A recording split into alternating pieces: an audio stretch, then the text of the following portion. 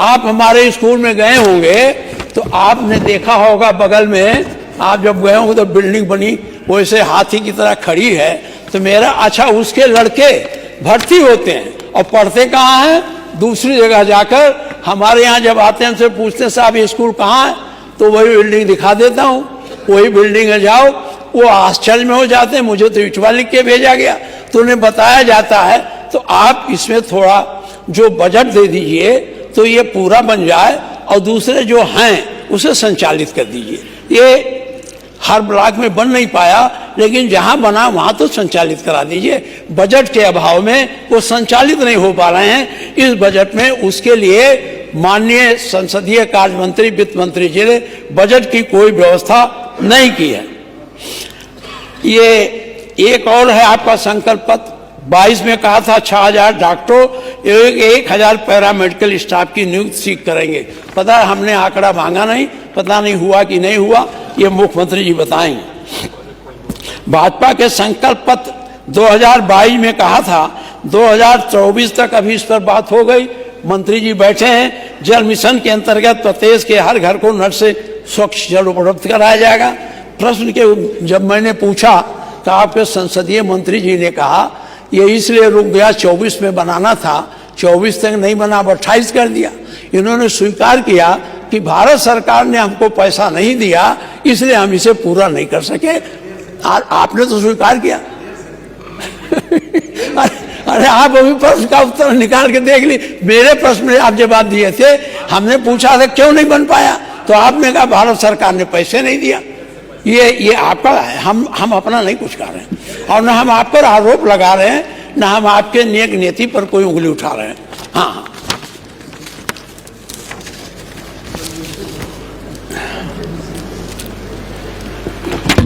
ये पंचायत जहाँ जहाँ बने हैं उसका हमारे पास आंकड़ा, उसको बनाने की कोई ज़रूरत नहीं है।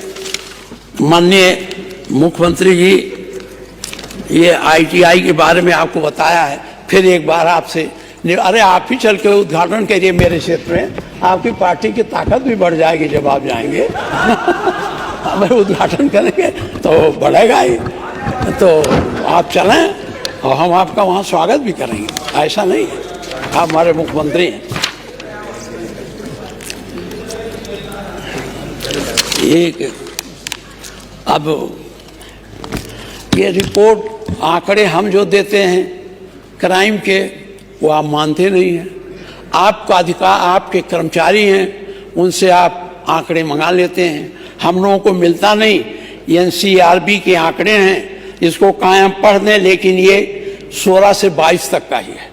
और जब यहाँ तुलना होती है तो 1622 की नहीं होती है, 1622 में, और हमारे पास और आंकड़े हैं, हम उसको कहाँ तक पढ़ेंगे। हमें हर प्रदेशों का भारत सरकार के यहाँ जो निकला है उसमें सबका है, मैं उसको बहुत ज़्यादा यहाँ तूल नहीं देना चाहता। लेकिन एक चीज़ है, 2016 में IPC की अपराध की धारा हुई थी 2,82,171, और 21 में हुई है 3 लाख, 22 में हुई है 4,01,187। 16 से 22 तक का आंकड़ा, 22 के बाद आपने सुधारा होगा, वही आप बता रहे होंगे, लेकिन 22 तक का है कि 58% की वृद्धि हुई।